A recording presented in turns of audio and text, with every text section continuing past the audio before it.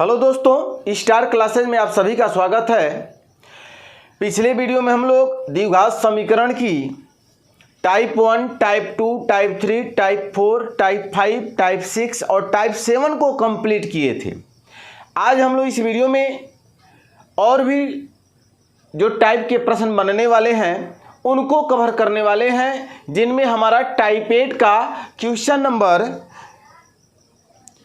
Number है वह है क्वेश्चन नंबर 17।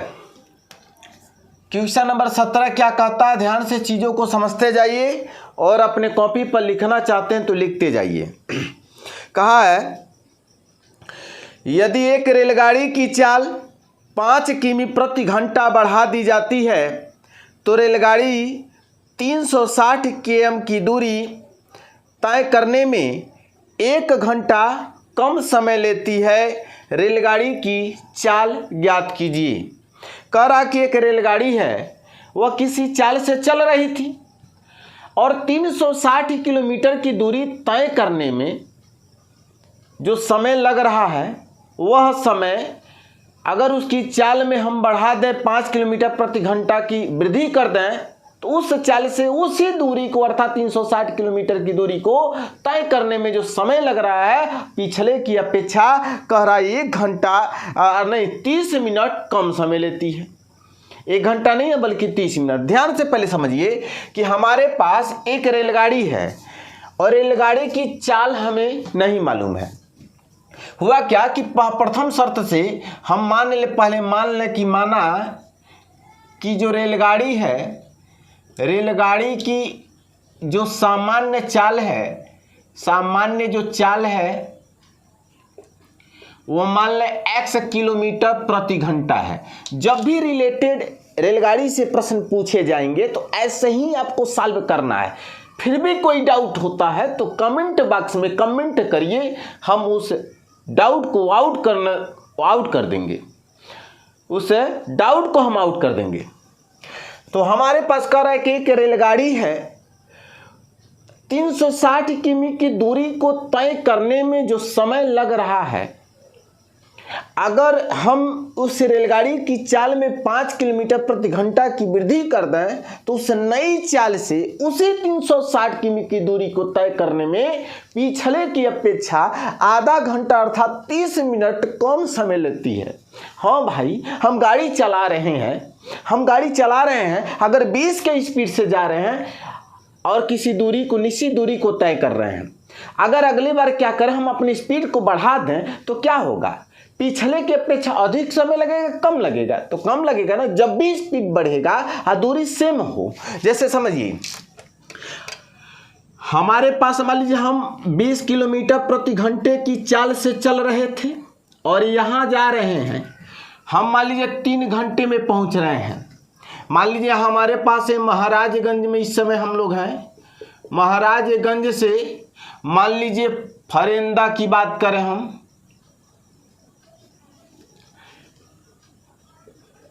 तीस किलोमीटर है। महाराजगंज से फरेंदा की जो दूरी है वह 30 किलोमीटर है। अब ध्यान से समझिएगा, हम 20 किलोमीटर प्रति घंटे की चाल से चल रहे हैं तो फरेंदा में हम 3 घंटा में पहुंच जा रहे हैं। ठीक, अगले दिन मैंने क्या किया कि 30 के जगह मैंने अपने स्पीड को बढ़ा करके 20 से 30 किलोमीटर प्रति घंटा स्पीड कर दें तो इसी दूरी को तय करने में जो समय लग रहा है वह 2 घंटा लग रहा है। तो आप बताइए कितना कम लग रहा है, कितना कम लग रहा है? तो आप ध्यान से देखिए, पहले 3 घंटा में जा रहे थे, अब हम 2 घंटा में जा रहे हैं, वही दूरी को तय कर रहे हैं, कितना कम लग रहा है? तो 3 में से 2 को घटाएंगे, अर्थात पहले जो चल रहा था उसके समय में, यानी पहले स्पीड से उस दूरी को तय करने में जो समय लग रहा है, अब जब चाल बढ़ा दे रहे हैं तब उसके द्वारा उसी दूरी को तय करने में जो समय लग रहा है, अब उनका अंतर कर दिया, वो भी प्रारंभिक में से अंतिम को घटाया जाएगा तो जो आएगा वही न होगा आपका वास्तविक समय का अंतर। तो क्वेश्चन में कुछ इसी प्रकार से पूछा जा रहा है, आप ध्यान से समझ लीजिए, एकदम गारंटी आपको समझ में आएगा भाई। मान लीजिए हमारे प्रथम शर्त की बात करें, हम प्रथम मैं शर्त से बात करूं, यहां से रेलगाड़ी ए से चलना स्टार्ट कर रही है और बी पे जा रही है, और इनके बीच की जो दूरी है वो 360 किलोमीटर है। शुरू में रेलगाड़ी ऐसे यहाँ से चल रही है, रेलगाड़ी की जो चाल है यहाँ x किलोमीटर प्रति घंटा है ना, तो x किलोमीटर प्रति घंटा है और 360 किलोमीटर दूरी तय कर रहा है, तो समय कितना लगा यहाँ समय कितना लगा, समय बराबर होता है दूरी बट्टे चाल, तो दूरी हो जाएगा 360 और चाल हो जाएगा x, और यहाँ क्या लिखेंगे, घंटा लिखेंगे। समझ में आया। अगली बार क्या कह रहा है, द्वितीय शर्त से यह बात कह रहा है, द्वितीय शर्त से यह कह रहा है कि अब यही पॉइंट ए से ही जा रहे हैं, पॉइंट बी पर जा रहे हैं, बीच की दूरी 360 किलोमीटर है। हमने क्या किया, स्पीड को बढ़ा दिया। पहले x किमी प्रति घंटे की चाल से हम चल रहे थे, 360 किमी की दूरी को तय कर रहे थे, तो हमें इतना समय लग रहा है। अब कह रहा स्पीड को बढ़ा दे, जैसे मैं स्पीड को बढ़ा दूंगा तो पहले की अपेक्षा कम समय लगेगा। तो स्पीड कितना बढ़ाने के लिए कह रहा, 5 किलोमीटर प्रति घंटा। तो अब नया जो चाल हो जाएगा वो x प्लस कितना हो जाएगा, 5 किलोमीटर प्रति घंटा, और इस चाल से और इस दूरी को तय करने में जो लगा समय होगा वो समय कितनी होगी, समय बराबर दूरी बट्टे चाल, और दूरी हमारे पास 360 ही है, चाल कितना है x प्लस 5, यही हो जाएगा आपका। लेकिन प्रश्न से कह रहा है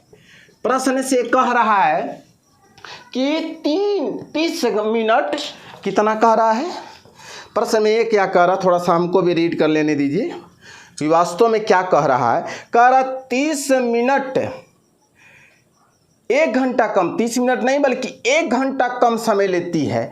सॉरी भाई, हम क्वेश्चन नंबर 18 को हम बता रहे, साल में तो कर रहे हैं 17 को, लेकिन क्वेश्चन नंबर 18 के कुछ स्टेप को हम लेके चल रहे थे, जैसा ऐसा नहीं है, बल्कि कह रहा क्वेश्चन नंबर मिला लीजिए। कह रहा एक रेलगाड़ी है, रेलगाड़ी की चाल कह रहा 5 किलोमीटर प्रति घंटा बढ़ा दी जाती है, तो 360 सेमी की दूरी, किलोमीटर की दूरी तय करने में 1 घंटा कम समय लेती है। अर्थात कहने का तात्पर्य है, पहले मान लें कि रेलगाड़ी अगर 100 किलोमीटर प्रति घंटे की चाल से चल रहा था, तो 360 सेमी की दूरी को तय करने में जो लगा समय होगा वो समय बराबर दूरी बट्टे चाल लिखेंगे, अर्थात 360 बट्टे x लिखेंगे, ये हमारा घंटा हो जाएगा। समझ में आ रहा है। अब कह रहा है चाल को बढ़ा दें, चाल को हम 5 किलोमीटर प्रति घंटा की वृद्धि कर दें, तो जो नया चाल होगा वह x प्लस 5 होगा, किलोमीटर प्रति घंटा होगा। और इसी चाल से और उसी दूरी को अर्थात 360 की जो दूरी है, इसी दूरी को तय करने में जो लगा समय होगा वो समय बराबर दूरी बट्टे चाल होगा, दूरी 360 और चाल होगा x प्लस 5, यह हो जाएगा घंटा। लेकिन प्रश्न में कह रहा है कि पहले से 1 घंटा कम वाली बात हो रहा, जब कमी की बात हो ना तो इसमें से इसको घटाएंगे, प्रारंभिक समय में से अंतिम समय को घटा दीजिए। 360 बट्टे क्या लिखेंगे x, और यहाँ हो जाएगा आपका 360 बट्टे x प्लस 5, कितना घंटा कम, तो 1 घंटा। समझ में आया ना, कोई दिक्कत है नहीं ना। तो अगर स्क्रीनशॉट लेना चाहते ले लीजिए, क्योंकि इसके बाद हमें आगे सॉल्व करना पड़ेगा। चलिए इरेज करते हैं हम।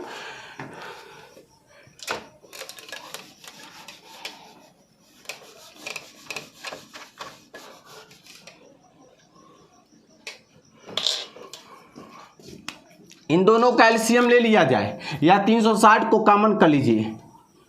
360 को जब कॉमन कर लेंगे तो 1/x होगा माइनस 1/x प्लस 5 होगा, बराबर होगा 1। ठीक, 360 ही रहने दीजिए। इन दोनों का एलसीएम लीजिए तो x होगा और x प्लस 5 होगा, इनका इनमें गुणा करिए तो x प्लस 5 होगा और इसका इसमें माइनस x होगा, और साइड में 1 होगा। x से x कैंसिल होगा, 360 गुणे 5 होगा और इस पूरे का गुना इसमें करेंगे तो x होगा और x प्लस क्या होगा 5 हो जाएगा और कुछ नहीं होगा। चलिए आगे बढ़ते हैं हम लोग। चलिए अब हमें क्या करना है, कुछ स्टेप को इरेज करना पड़ेगा। इरेज कर देते हैं, यह हमारे काम का नहीं है। अब क्या करेंगे, इसका गुना इसमें करिए 0 होगा। 5 का 6 में 5 छक्का 30, 3 बचेगा कैरी, 5 3 15 16 17 18 और यहाँ होगा इसका गुना इसमें एक्स स्क्वायर प्लस हो जाएगा 5x। इसको ट्रांसफर कर लीजिए, x square plus 5x minus 1800 होगा, बगल में 0। और हम लोग इसको कैसे सॉल्व करते हैं, एक छिपा ही है। 1 का 1800 में गुणा करिए तो 1800 आएगा और 1800 का ऐसा फैक्टर बनाइए कि गुणा करने पर 1800 आ जाए और जोड़ने या घटाने पर 5 आ जाए।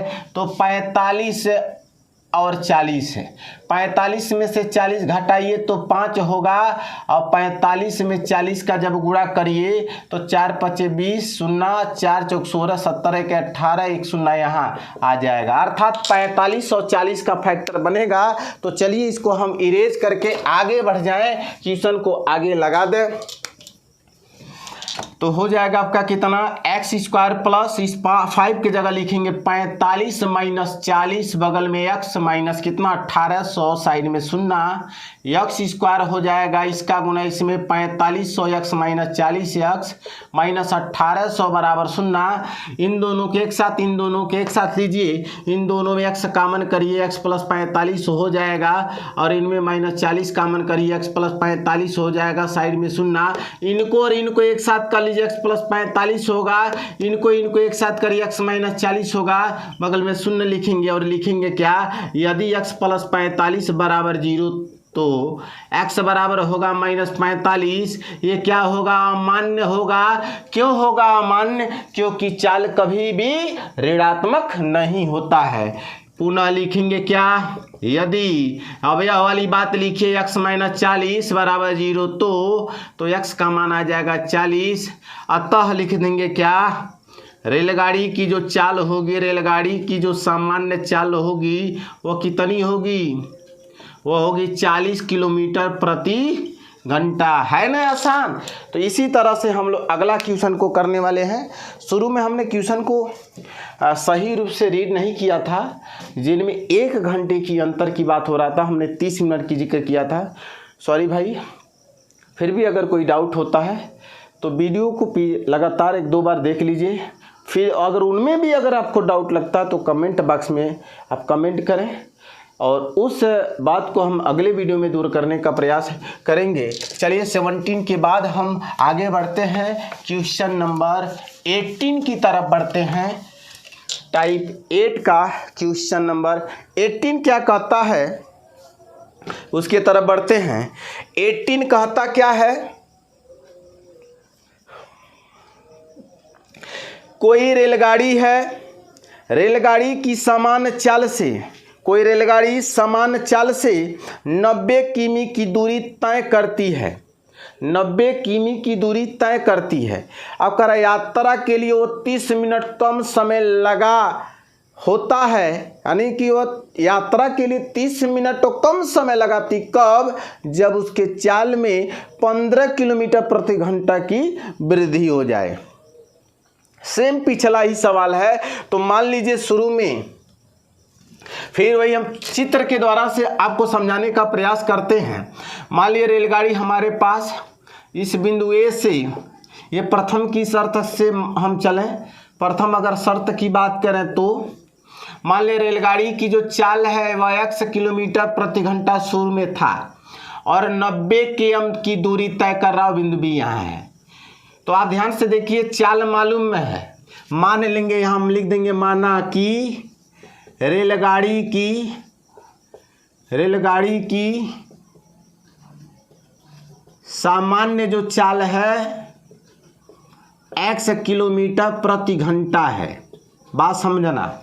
तब लिखना, प्रथम शर्त से कह रहा है कि अगर वो 90 किमी की दूरी को तय करता है तो समय कितना लगेगा, और समय बराबर होता है दूरी, दूरी कितना 90 या चाल कितना है आपके पास x, यानी घंटा हो जाएगा।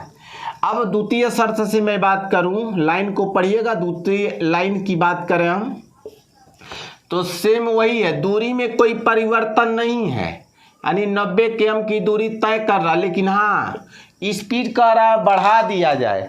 और स्पीड कितना बढ़ रहा है, क्वेश्चन को देखते हैं। कह रहा है कि 15 किमी प्रति घंटा की वृद्धि कर दिया जाए। तो 15 किमी प्रति घंटा मतलब पहले x था, अब 15 बढ़ जाएगा, यानी स्पीड हो जाएगा इतना हो जाएगा किलोमीटर प्रति घंटा। तो भाई चाल मालूम है, दूरी मालूम है, क्या नहीं मालूम है, समय। तो समय निकाल लेंगे, दूरी बट्टे चाल, 90 बट्टे क्या लिखेंगे x + 15, ये भी होगा घंटा। लेकिन प्रश्न से क्या कह रहा है, प्रश्न से कह रहा है कि 30 मिनट कम समय लेती है। कब? जब चाल में 15 किमी प्रति घंटा की वृद्धि हो जाती है तब, यानी समय में कितने का अंतर है। तो समय में देखिएगा अंतर कितने का है, समय में अंतर है कितने का, 30 मिनट का है, 30 मिनट का है, वो भी कम समय लेती। तो कम में हमेशा क्या कहते हैं, प्रारंभिक समय में से अंतिम समय को घटाया जाएगा।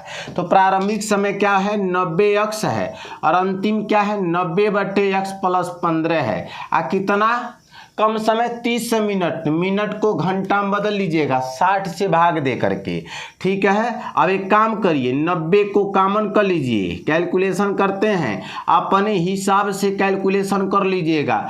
हो सकता हमारे द्वारा जो कैलकुलेशन किया जा रहा है कुछ नंबर एरर भी हो सकते हैं, ठीक है, क्योंकि क्लास में पढ़ाने में आनंद आता है। बस यहाँ देख सकते हैं कि कोई है भी नहीं, अकेले वीडियो शूट करने में दिक्कत होता है, क्योंकि बच्चे रहते हैं तो कहीं गलतियाँ होती है तो हमें वो बता देते हैं, इंगित कर देते हैं कि सर आपने ये स्टेप रॉन्ग लिखा है, ठीक है। तो आप अपने कैलकुलेशन ज़रूर करिए, फिलहाल मैं कोशिश करूँगा कि गलतियाँ ना हो। अब हम क्या करें, इस सारे चीज़ों को इरेज कर देते हैं, क्योंकि क्वेश्चन का सॉल्यूशन थोड़ी सी बड़ी है। हटा दें, चलिए अब हम क्या करेंगे, 90 यहाँ रहने दे रहे हैं, 90 अर्थात 90 लॉसा ले लीजिए इन दोनों का, x होगा और x + 15 होगा, इसका गुना इसमें कर दीजिए तो x + 15 और इसका इसमें कर दें -x, और बराबर होगा 1/2, x से x कैंसिल होगा तो 90 × 15 होगा, नीचे कितना x² + 15x बराबर 1/2 होगा, ठीक है। अब एक काम करिए, 90 × 15 कर लें और × 2 कर लें, अब बराबर इसका गुना इसमें क्रॉस गुणा कर दे रहे हैं, तो यहाँ हो जाएगा आपका कितना 90, अब 15 दूना 30 कर लें, बराबर x² + 15x, इनका गुणा करें 27 है, 27 डबल यानी 2700 होगा, बराबर होगा x² + 15x होगा, ठीक है। ट्रांसफर कर दिया जाए, x² प्लस हो जाएगा 15x - 2700 बराबर होगा 0।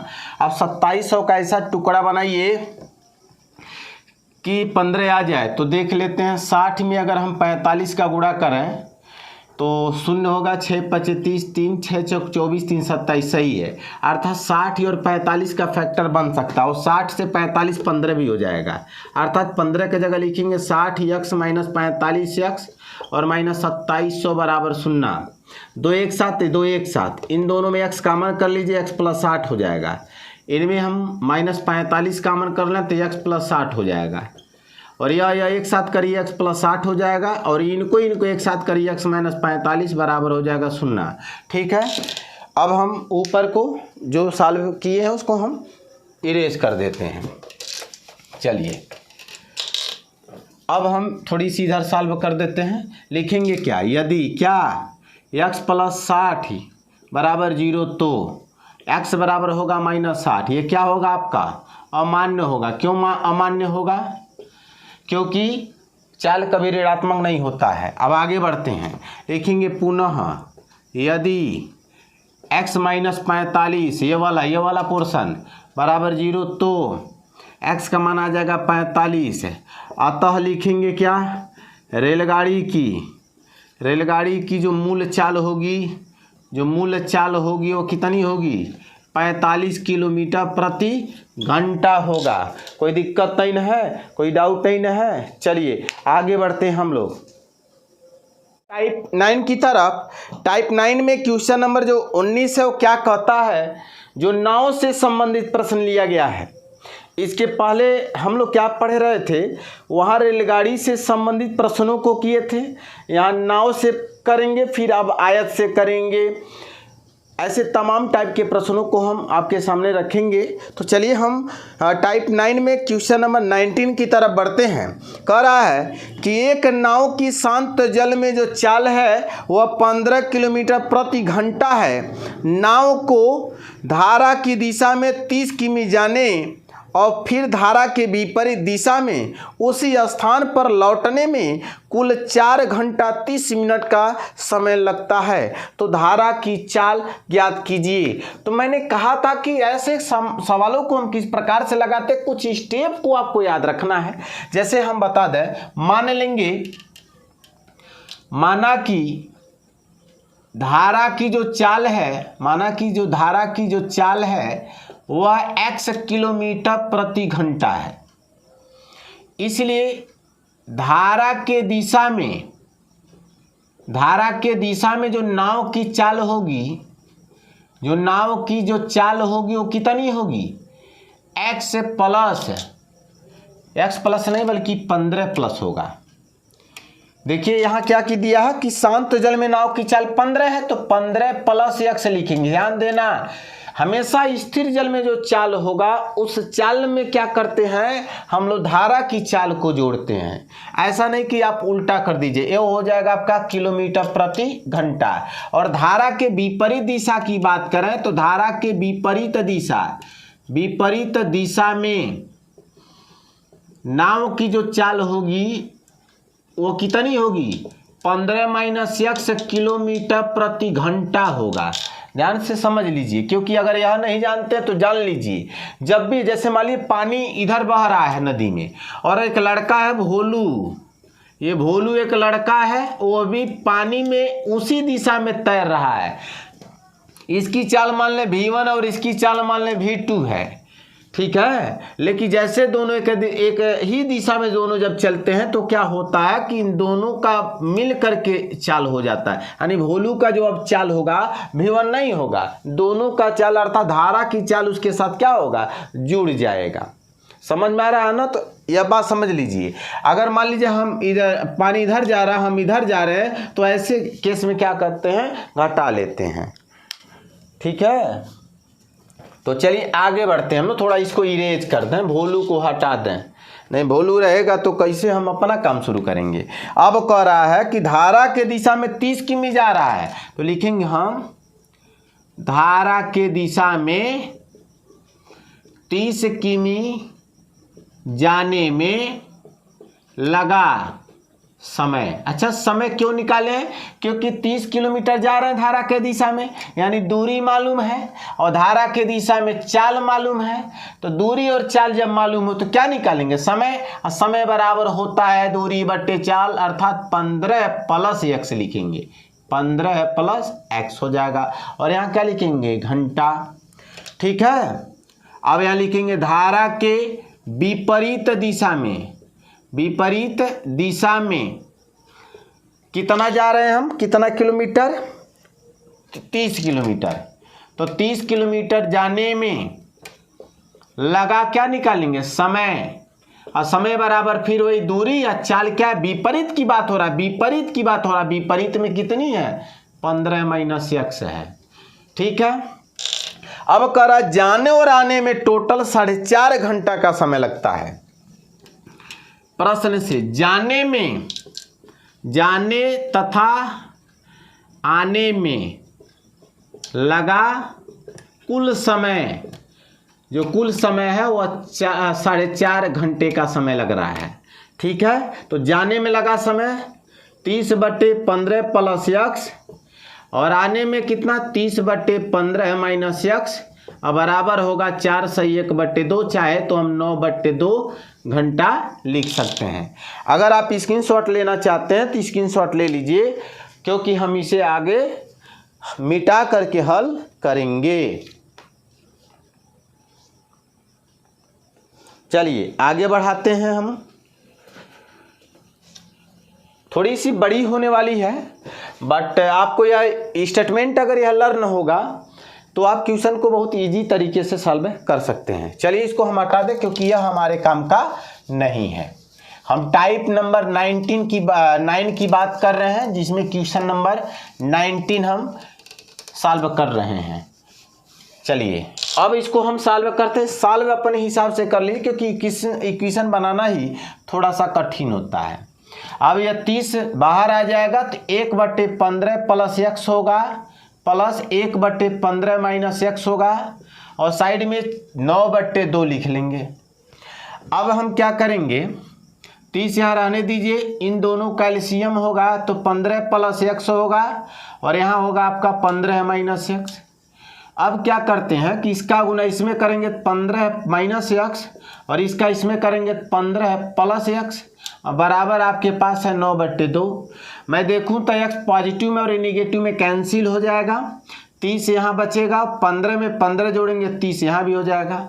और नीचे देखिए तो क्या होगा, a प्लस बी और a माइनस बी है, तो a प्लस बी और a माइनस बी क्या करेंगे हम, a square minus B square formula पे, अर्थात 15 का स्क्वायर माइनस x का स्क्वायर, अब बराबर है 9/2। ठीक है, चलिए इसको भी हम हटा देते हैं। अब हम एक काम करें, 30 यानी इसका गुना इसमें कर दे, कितना होगा 900 होगा, और नीचे क्या होगा 15 का स्क्वायर होता है 225, और यहाँ लिखेंगे x स्क्वायर बराबर होगा 9/2।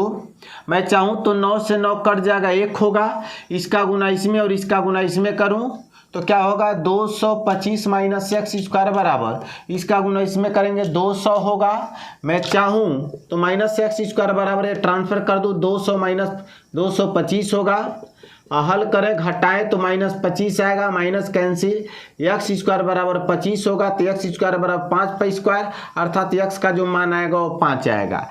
x का मान 5 अर्थात क्या होगा, जो धारा की जो चाल होगी, धारा की जो चाल होगी वो कितनी होगी, 5 किलोमीटर प्रति घंटा होगी। ये टाइप 9 का क्वेश्चन नंबर 19 था, इसको हमने कंप्लीट कर लिया। चलिए आगे बढ़ते हैं 19 के बाद 20 नंबर की तरफ।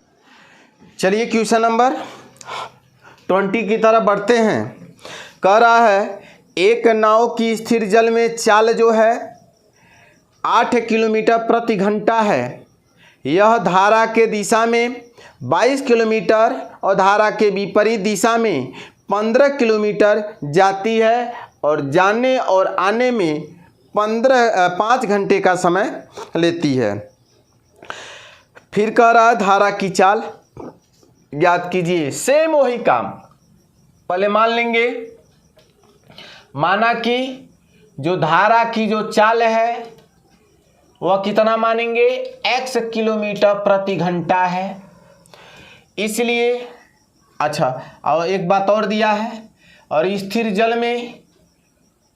जल में जो नाव की चाल है वो कितना दिया है, वह दिया है आपका, पासवर्ड लग गया है मोबाइल में, एकदम बार बार डिस्टर्ब है, वह दिया है आपका 8 किलोमीटर प्रति घंटा है।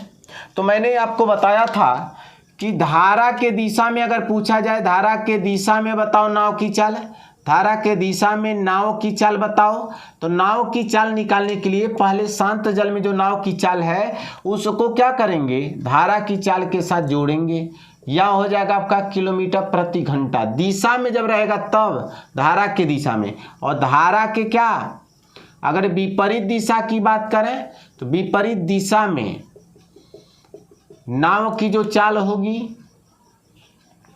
वो क्या होगा, 8 माइनस x होगा, और यहाँ लिखेंगे किलोमीटर प्रति घंटा। अब प्रश्न से क्या कह रहा है कि धारा के दिशा में 22 किलोमीटर जाने में लगा समय निकाल लीजिए।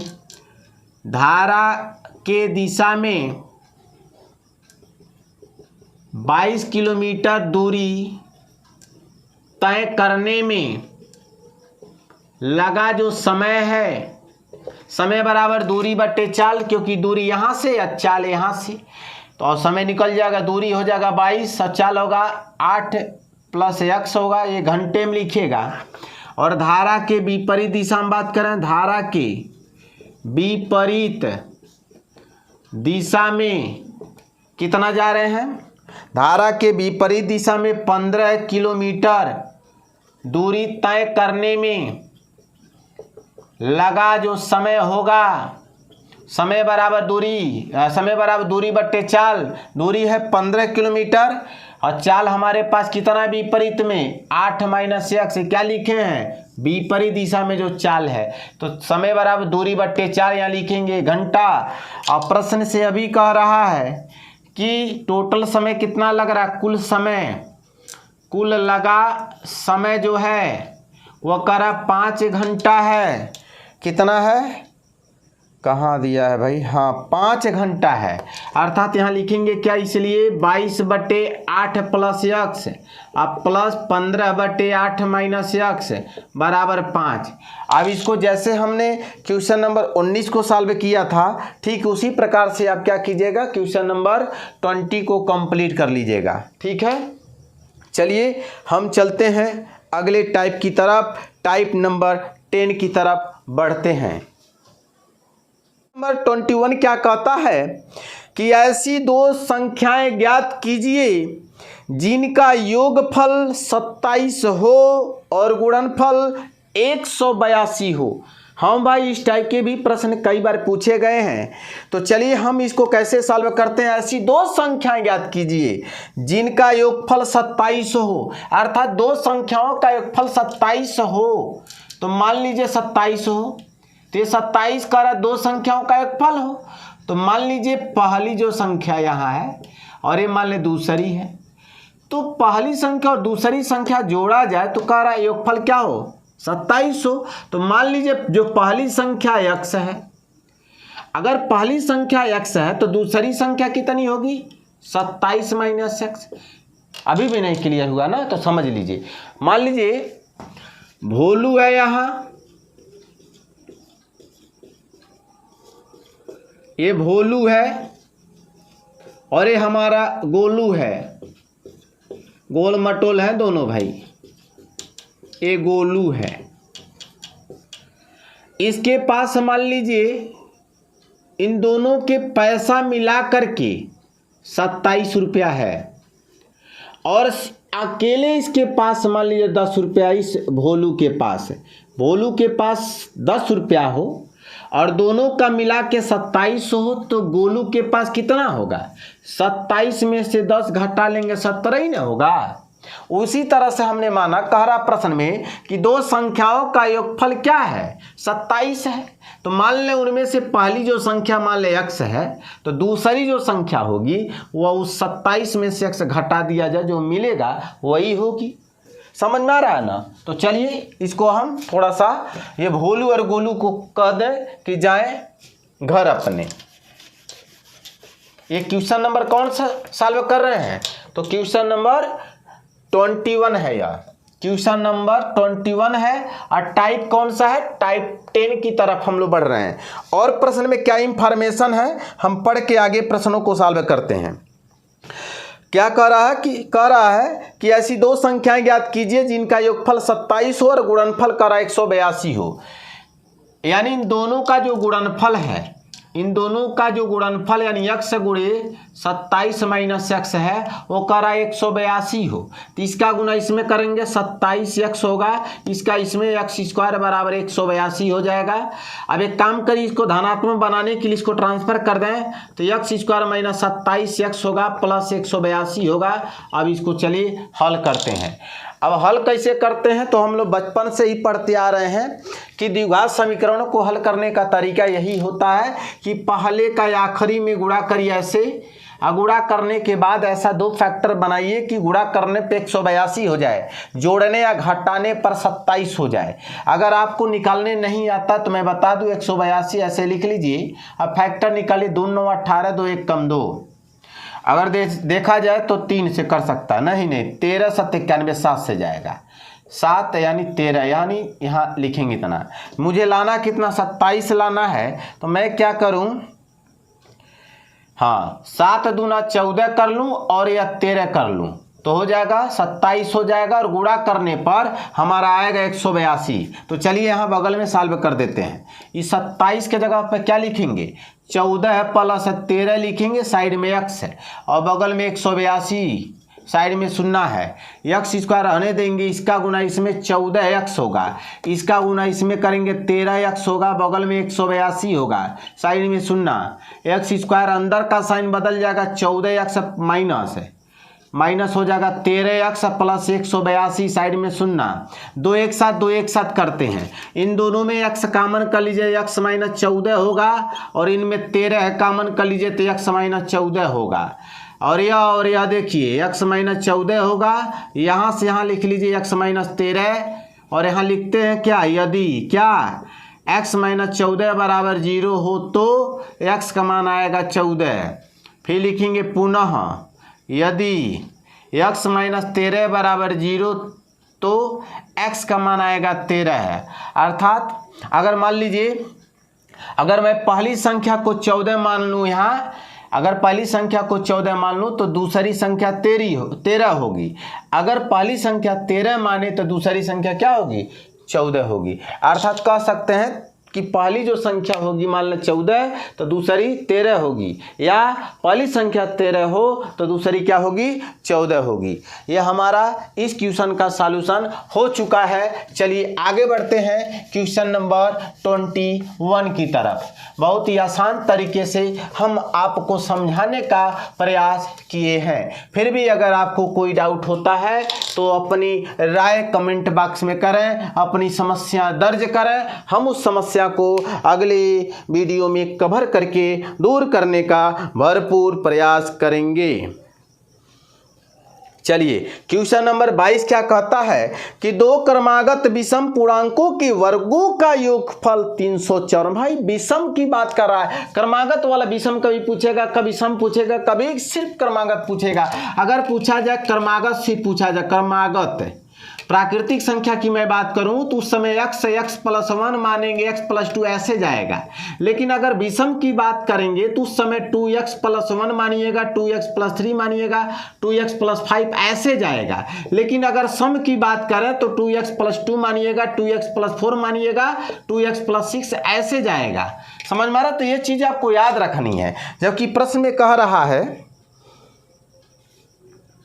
ये पासवर्ड बहुत डिस्टर्ब कर दिया है जी, एक तो मुझे पासवर्ड हटाने नहीं आता है। दो क्रमागत विषम पूर्णांकों के वर्गों का योगफल 394। दो क्रमागत मान लेंगे, माना कि दो क्रमागत जो विषम पूर्णांक है, विषम पूर्णांक क्या मान लें, 2x प्लस 1 मान लें और 2x प्लस 3 है। प्रश्न से कह रहा है कि इनके वर्गों का योगफल मतलब 2x प्लस 1 का स्क्वायर और दूसरा क्या है 2x प्लस 3 का स्क्वायर बराबर कह रहा है कि 394 है। चलिए अब इसको हम सॉल्व करते हैं। कैसे सॉल्व करेंगे, a प्लस बी के होल स्क्वायर पे तोड़ दिया जाए तो a का स्क्वायर प्लस b का स्क्वायर प्लस 2a गुणे b प्लस 2x का स्क्वायर करेंगे प्लस यहाँ 3 का स्क्वायर करेंगे प्लस 2 गुणे 2a गुणे b होगा, अर्थात 2x प्लस 3 बराबर गुणे 3 बराबर 394। 2 दूना 4 होगा, x स्क्वायर होगा, 1 का स्क्वायर 1 होगा, इसका गुणा इसमें करिए 4x होगा, यहाँ करिए तो 4x स्क्वायर होगा, 3 3 का 9 होगा, 2 दूना 4 3 12x होगा, बगल में 394 होगा। अब यहाँ भी देखिए 4x स्क्वायर है, 4x स्क्वायर जुड़ जाएगा तो 8x स्क्वायर हो जाएगा, 4x यहाँ 12x यहाँ 12 4 16x हो जाएगा, 9 यहाँ 1 यहाँ 10 हो जाएगा, बगल में 394 होगा, 8x स्क्वायर होगा प्लस हो जाएगा आपका इतना, ये घटा लीजिए तो 300 हो जाएगा आपका 84, 10 घट जाएगा। अब एक काम करिए, 4 से कटने लायक है क्या, 4 8 32 4 9, हाँ 4 से कट जाएगा, 4 से भाग दे दीजिए, 4 दूना 8 होगा, 4 चौक को 16 होगा, 4 9 36, 2 बचेगा 24, 4 छक्का 24, और भी कर सकता है, 2 से भी कर सकता है। तो x स्क्वायर लिखेंगे, 2 दूना 4 लिख देंगे, 2 चौक 8 और 2 8 16। देखिए भाई छोटा इसीलिए किया जा रहा है, छोटा हो जाएगा, जल्दी क्वेश्चन को हम सॉल्व कर सकते हैं। चलिए इसको इधर ट्रांसफर कर लीजिए तो x स्क्वायर प्लस हो जाएगा 2x माइनस 48, बगल में 0 होगा। ठीक है, अब इसको सॉल्व कर लीजिएगा। तो सॉल्व आपको आता ही है, आप कर लीजिएगा। अब हम इसको सॉल्व नहीं करेंगे आगे, अब इतना तो कर ही सकते हैं भाई। अगर मैं इतना कर दिया तो आप यहाँ से बढ़ा लीजिएगा। अगर ये नहीं जानते तो भाई अब तक क्या पढ़े आप। अब एग्ज़ाम आया है तो अब ये द्विघात समीकरण हल करना नहीं सिखाया जाएगा, आप कर लीजिएगा। ठीक है, क्वेश्चन नंबर 22 हमारा कंप्लीट हो गया। क्वेश्चन नंबर हम 23 की तरफ अब बढ़ते हैं। क्वेश्चन नंबर 23 क्या कहता है उसको पहले हम पढ़ें। क्वेश्चन नंबर 23 क्या कहता है, कह रहा है कि दो धन पूर्णांकों के वर्गों का अंतर 45 है। ठीक है, कह रहा छोटी का वर्ग, छोटी संख्या का जो वर्ग है वो बड़ी संख्या के 4 गुने के बराबर है। छोटी या बड़ी की बात है, मान लें, माना कि जो बड़ी संख्या है, माना बड़ी संख्या x है और छोटी जो संख्या है वो क्या होगा आपका, मान y है। तो प्रथम शर्त से ये कह रहा है, प्रथम शर्त से ये कह रहा है, ये कह रहा है कि दोनों दो धनात्मक पूर्णांकों के वर्गों का अंतर, मतलब इसका और इसका वर्ग कर दिया जाए और अंतर यानी एक्स स्क्वायर और वाई स्क्वायर करके घटा दिया जाए, तो ये कह रहा है 45 है। चलिए ठीक, समीकरण 1 बना लें। और द्वितीय शर्त से ये कह रहा है, द्वितीय शर्त से ये कह रहा है कि बड़ी छोटी का वर्ग, छोटी संख्या का वर्ग, छोटी संख्या कौन है, वाई, यानी वाई स्क्वायर, वाई स्क्वायर। ठीक है, छोटी संख्या का जो वर्ग है वो बड़ी संख्या के 4 गुने के बराबर है। बड़ी संख्या कौन है, x है, उसका 4 गुना 4x है, इसी के क्या है, बराबर है। मान लें समीकरण क्या है, 2 है। ठीक है, चलिए इसको सॉल्व करते हैं, मोबाइल साइड में रखते हैं। अब हम क्या करेंगे, समीकरण 2 से मान क्या रखने पर 1 में रख दिया जाए, तो वाई स्क्वायर का मान यहाँ रखा जाए तो एक्स स्क्वायर आने देंगे, वाई स्क्वायर की जगह लिखेंगे 4x, बगल में 45 है, एक्स स्क्वायर माइनस 4x होगा और माइनस 45 बगल में 0। ठीक है, इसको हल कर लेंगे तो क्या होगा, 45 लाना, 5 9 45, 5 से 9 से 5 4 हो जाएगा, सही है। यानी 4 की जगह लिखेंगे 9 माइनस 5, यहाँ x माइनस 45, साइड में 0, एक्स स्क्वायर रहने देंगे, यहाँ गुणा करेंगे तो हो जाएगा 9x माइनस 5x हो जाएगा, माइनस 45 बगल में 0, यहाँ एक्स स्क्वायर हो जाएगा, माइनस 9x होगा, माइनस है तो प्लस हो जाएगा, बगल में यहाँ इतना। ठीक है, सॉल्व कर दें तो चलिए 2 एक साथ कर लेंगे तो x कॉमन करेंगे, यानी हल कर लीजिए तो x माइनस 9 आएगा और एक ब्रैकेट में x प्लस 5 आएगा। तो हल करने पर एक माइनस 5 आएगा और ये 9 आएगा, तो यह तो अमान्य होगा, यह अमान्य हो जाएगा और ये आपका क्या होगा, मान्य होगा। ठीक है, अर्थात जो बड़ी संख्या होगी वो बड़ी संख्या क्या हो जाएगी, 9 होगी, अगर यहाँ x का मान 9 आया है तो। ठीक है, और छोटी जो संख्या होगी वो कितनी होगी, तो x का मान 9 कहीं भी रख दीजिएगा, चलिए यहीं रख लेते हैं। तो x का मान 9 रखें, 9 चौको 36 होगा और y स्क्वायर का मान 36, तो y का मान कितना होना चाहिए, 6 होना चाहिए। तो हो तो गया, अर्थात बड़ी संख्या 9 होगी और छोटी संख्या क्या होगी, 6 होगी। तो ये हमारा टाइप 10 कंप्लीट होता है।